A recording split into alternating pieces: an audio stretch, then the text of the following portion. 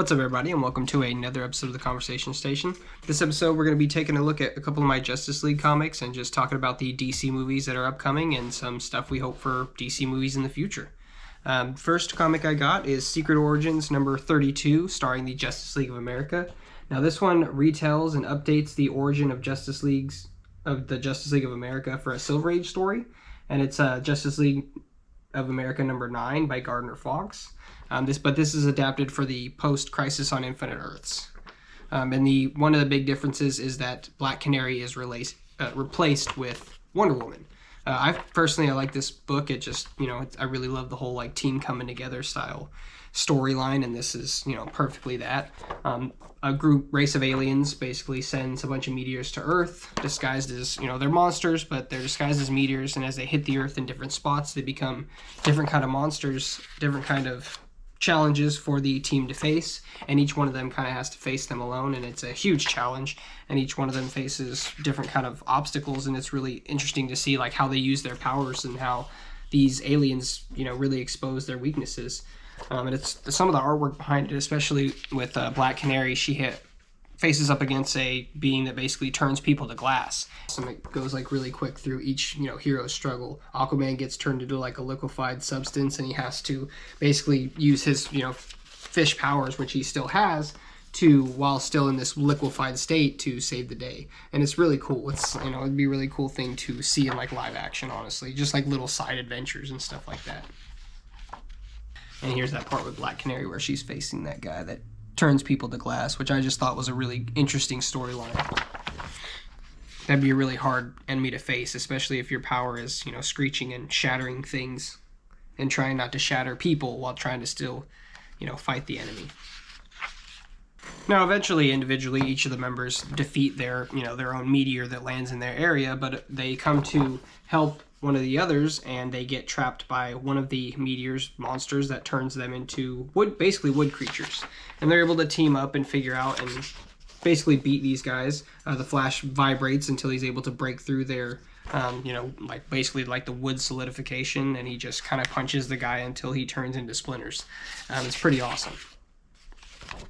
It's really awesome artwork it comes out to. It's really cool.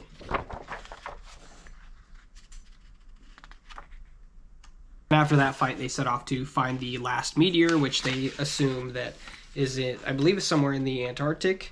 And once they find it, they figure out that somebody's already beaten them to it. And of course, in true Superman fashion, he just kind of handled it and brushed it off like dust in the wind, and, it was no problem for him. On the back of this one, we have a Buck Rogers Battle for the 25th Century game.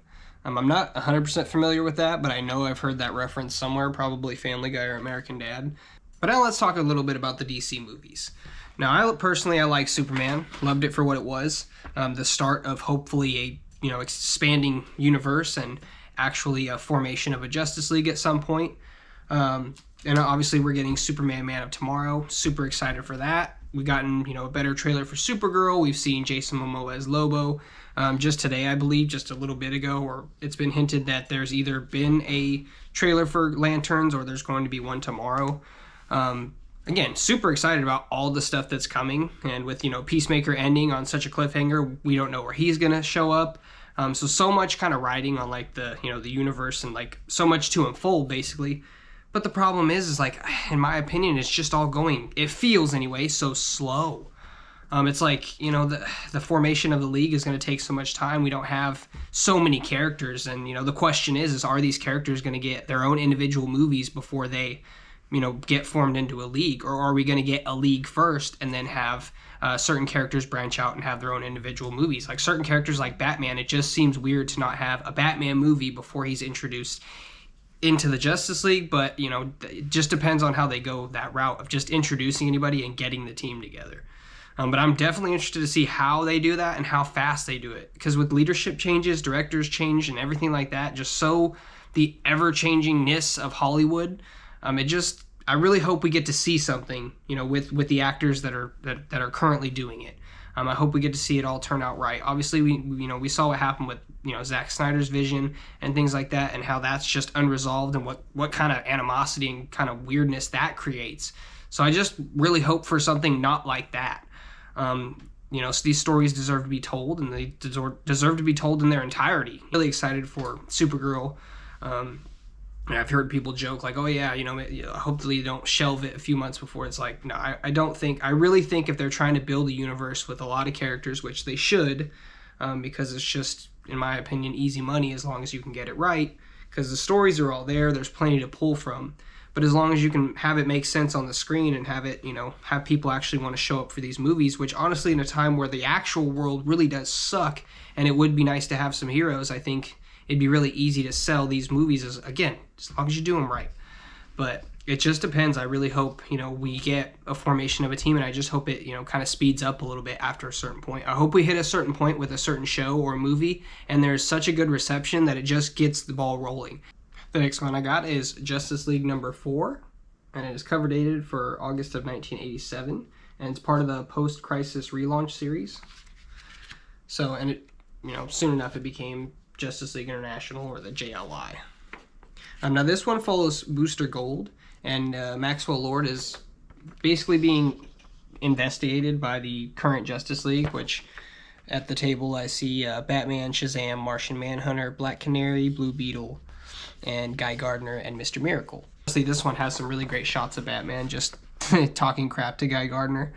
This gives us some really iconic looks of Batman.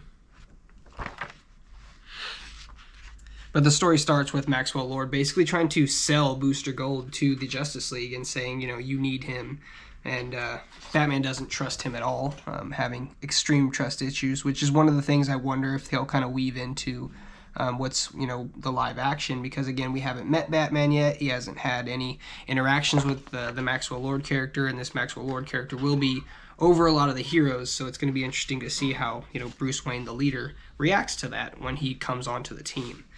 The Justice League animated series is Booster Gold is constantly just kind of not respected. He came back from, I believe, the 25th century to help because he wasn't a big hero in his time. And to him, the Justice League were like huge heroes, and he just wanted to help and be like them. So he came back and uses his flight, future technology, and stuff like that to try to help out and become a better hero than he was.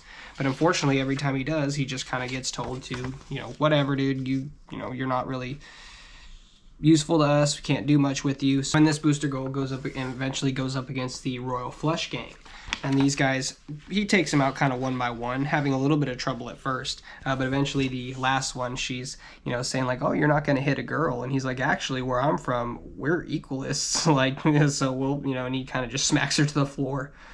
So it's really funny to see, them joking about his, time differences and how things are a little bit different. But we get some really cool, after he beats them, we get a really cool shot of Batman showing up for Booster Gold after they, Justice League realized that he's been fighting them the whole time by himself.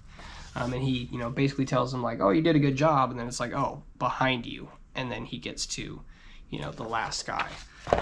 Wonderful action scenes, and with every single member fighting, and a ridiculous picture of Guy Gardner for some reason. Booster Gold helps defeat the giant robot, and eventually Batman offers him a spot on the team.